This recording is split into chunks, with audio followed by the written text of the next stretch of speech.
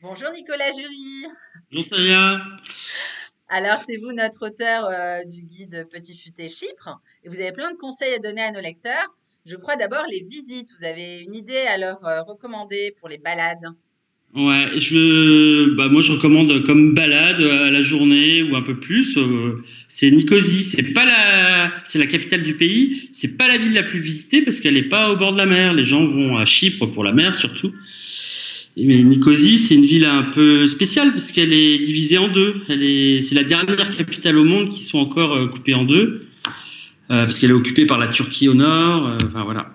Mhm. Mais on peut la visiter sans problème. C'est ça qui est assez marrant. Ça a un petit côté mur de Berlin, mais en fait sans réel problème. Il y a un Mhm. point de passage dans la ville même, un à côté, ce qui fait qu'on peut circuler 24 heures sur 24 à travers toute la ville sans problème. Et c'est un peu bizarre à dire, mais grâce à cette séparation politique qui a été très douloureuse pour les gens, qui l'est encore, en fait, elle a été complètement préservée, cette ville. Il y a pas d'immeubles modernes au centre. Tout est préservé. Les remparts vénitiens, magnifique cathédrale française du XIIIe siècle, aujourd'hui maintenant transformée en mosquée, mais qui est quand même bâtie sur le modèle de Notre-Dame-la-Grande. Enfin bon, tout un patrimoine assez fantastique. Bien sûr, plein de restos, des bars, des petites rues où il n'y a pas grand monde, tout ça, ça vaut vraiment le coup d'y aller. Pour moi, ça a été très longtemps mon grand coup de cœur à Chypre. Ça vraiment, rien que d'aller à Nicosie, c'était un vrai bonheur. Parce qu'il n'y a pas beaucoup de villes qui sont aussi bien préservées en Méditerranée orientale. Malheureusement, le béton a fait beaucoup de ravages. Et là, non. Donc Bon, voilà, c'est super. vraiment mon conseil pour une balade. Ouais, voilà. Et pour aller manger, alors, vous conseillez quoi à nos lecteurs? Eh ben, on va pas loin, on reste à Nicosie. Alors, les gens qui connaissent Chypre me diront, mais non, mais il faut aller à Limassol. Limassol, c'est la capitale de la gastronomie à Chypre. Oui, c'est vrai. Si vous allez à Limassol, vous allez tomber sur plein de restos que vous avez déjà vus ailleurs, parce que voilà, ils suivent la mode. Et tous les ans, ça change. Il y a plein de choses qui se passent, des bons produits. C'est souvent très cher. Bon, quand on vient pour une semaine, 15 jours à Chypre, est-ce que vraiment on a envie de manger français, japonais? Je ne sais pas, je Pas suis pas trop. sûr. Par contre, j'ai un petit resto où je vais à chaque fois que je vais à Chypre. C'est en plein cœur de la vieille ville de Nicosie, Mathéos, restaurant qui a dû être fondé dans les années 50 et qui n'a pas bougé depuis. Vous arrivez, on vous sert des oignons frais, des radis à croquer comme ça. C'est un peu bizarre. Et la cuisine maison, Maierevo, on dit, la cuisine vraiment typique. Alors là, on est sur la place Fanerumeni, en plein centre, juste à côté du mur, et à côté d'une toute petite mosquée, la mosquée Arabla, qui était une ancienne église française construite par les Lusignan au XIVe siècle. Enfin, voilà, on est dans l'histoire, tout ça. La taverne Mathéos, il y a très peu de touristes. C'est voilà, vous êtes avec les gens du quartier et on mange la même chose qu'il y a 20 ans. Eux, ils n'ont pas subi la mode, ils restent comme ils étaient toujours. Et c'est vraiment sympa. Moi, j'aime bien cet endroit au calme, à l'ombre. Ouais, Voilà. c'est vraiment la taverne typique où on mange pas cher en plus, j'imagine. Oui, ouais, là, c'est pas cher. Ouais, ouais, ouais, Ouais, ouais. bon. Pour moins de 10 euros, vous avez un repas complet. Ouais, Ah oui, c'est ouais. un vrai bon plan, ça. Voilà. Bon, et pour sortir un peu de Nicosie, vous recommandez d'aller où? Alors, si vous voulez faire la fête, toutes les villes s'y prêtent, toutes les grandes villes s'y prêtent. Après, là, moi, ce que je propose plutôt, c'est quelque chose de très très calme. On va aller à l'extrême est de la péninsule, de l'île, sur la péninsule de Carpasse. Il faut se représenter Chypre. On dit que ça ressemble à une guitare, à un espadon. Enfin, vous allez aller tout au bout du rostre ou du manche de la guitare. Et là, c'est un des derniers endroits de l'île qui soit préservé, tout le reste est bétonné. Et là, c'est D'accord. préservé, parc national, interdiction de construire, tout ça. Donc c'est assez strict. Waouh. Et Bien. avec la plus belle plage du pays pour moi, la Golden Beach, et un monastère orthodoxe. Alors que là, on est en pleine zone occupée par la Turquie. Les Grecs ont tous été expulsés, mais il reste quelques Grecs qui sont le dernier Ouais, village grec de cette partie-là ouais. et un monastère, Apostolos Andreas, qui est assez étonnant, parce que bien sûr c'est un grand lieu de pèlerinage orthodoxe, mais il est aussi fréquenté par les musulmans. C'est Ah ça oui. que j'aime bien, c'est qu'on n'est pas...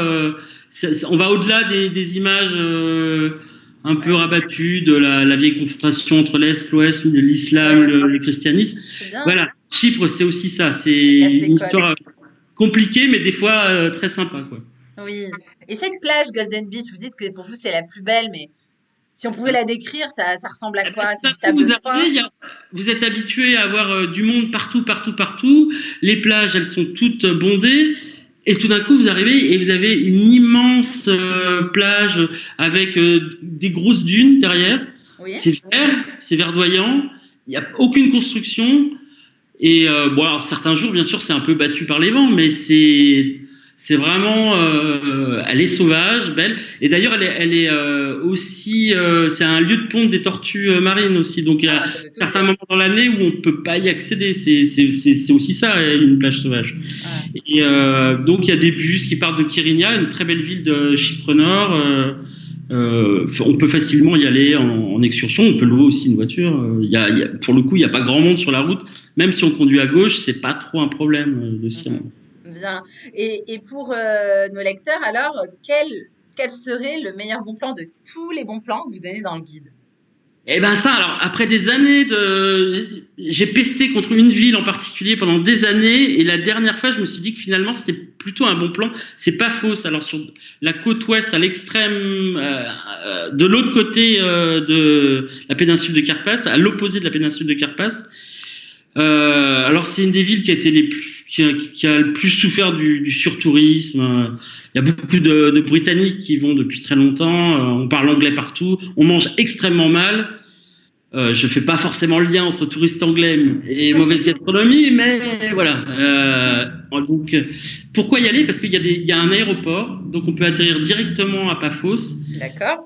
Et à Paphos, il y a des choses extraordinaires à voir. Il y a le site des mosaïques, ce qu'on appelle le site des mosaïques, Oui. classé au patrimoine mondial de l'UNESCO, qui est très beau, placé au bord de la mer. Même en avril, il vaut mieux se couvrir parce que vous risquez de bronzer, ça tape quand Waouh! même. Génial. Ouais. Et après, de Paphos, on peut rayonner facilement. Il y a des systèmes de bus qui marchent super bien dans la partie sud. Voilà, vous pouvez aller à Limassol à la journée. Il y a bien sûr le sanctuaire d'Aphrodite, pas très loin. Aussi, un bon conseil, ça peut être peut-être si vous commencez à vous sentir bien à Paphos, peut-être de louer une voiture Oui. pour tester la conduite à gauche, parce que là, il y a des petits villages à voir. Et si vous sentez en sécurité, et ben là, vous pouvez aller jusque dans le Troodos, où il y a les églises peintes, classées elles aussi à l'UNESCO, qui sont juste fantastiques. Et là, c'est encore un coin à peu près sauvage, qui vaut le coup. Très Et bien. là, en voiture, c'est mieux, quoi, parce que le bus, Mhm. ça devient compliqué, quoi. Oui. Et comme souvenir, alors, vous leur recommandez Alors, quoi à nos lecteurs du Petit Futé Chypre? bah, en fait, rien. Parce Ah que bah non, il en faut un quand même. ben oui, non, non, mais j'ai trouvé quelque chose, mais vous allez voir. Non, parce Oui. qu'en fait, ce qu'il faut dire, c'est que c'est une île qui ne vit que du tourisme quasiment. Donc tout est importé. Ils n'arrivent pas à produire assez Ah, en effet. c'est-à-dire que même si vous dites, tiens, je vais aller visiter un monastère orthodoxe. Oh, la jolie icône, elle vient de Grèce. Oh, Ah, le joli tapis turc en visitant un vieux quartier turc, il viendra probablement de Chine. Donc c'est pour ça que je conseille pas. oui. Il n'y a rien en particulier à acheter. Alors il y a quelque chose. Cocorico, la meilleure huile d'olive au monde est produite à Chypre. C'est aussi la plus chère et c'est un Français Yes. qui l'a fait. Ah, ça c'est Et moins bien si c'est la plus chère, mais bon. voilà, c'est pour ça que je veux bien vous la conseiller, hein, maintenant. Voilà. Mais elle est vraiment bonne? Elle est surtout bonne pour la santé. C'est presque un médicament tellement elle est Ah. pure. Ouais, ouais.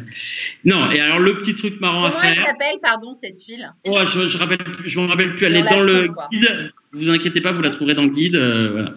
Ouais. Voilà, j'ai fait de la bonne pub pour un produit Ah, très français. bien. Oui. Et non, le petit truc, en me creusant un peu les méninges, j'ai trouvé le truc marrant à faire, c'est d'envoyer une carte postale du nord de la partie nord. On est dans une zone occupée, dans un pays qui n'existe pas, donc le courrier ne peut pas sortir normalement. L'astuce, c'est de mettre un code particulier. c'est-à-dire que le courrier va passer de Chypre Nord à la Turquie, à la ville de Mersin, c'est ça, oui. Et donc, il faut bien mettre ce code-là sur la carte postale. Et ça étonnera toujours vos amis qui recevront ça en se disant mais qu'est-ce que c'est que ce courrier qui me vient de Turquie? C'est quoi le rapport?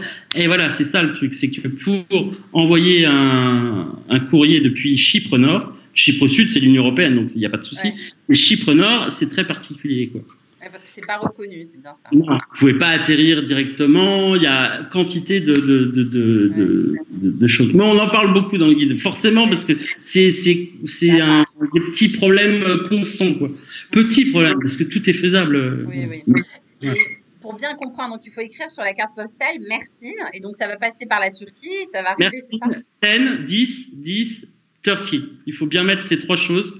Merci. 10, Turquie. Bon, je l'ai détaillé aussi dans le guide. Bien sûr, mais on le met avant l'adresse du voilà, destinataire. voilà, c'est ça. C'est intéressant aussi, ça. Tiens donc. Sacré astuce et puis sacré souvenir quand même. Voilà, bon. C'est la petite carte postale. Voilà, oui, sais pas oui, c'est une carte postale originale. Les n'existe sans doute plus puisque tout a été bétonné, mais au moins, voilà, vous avez ce petit truc. Oui. Bon, merci beaucoup Nicolas Jury pour tous ces bons plans. Et puis, bon voyage alors. À une prochaine. Ouais. À bientôt, Célia.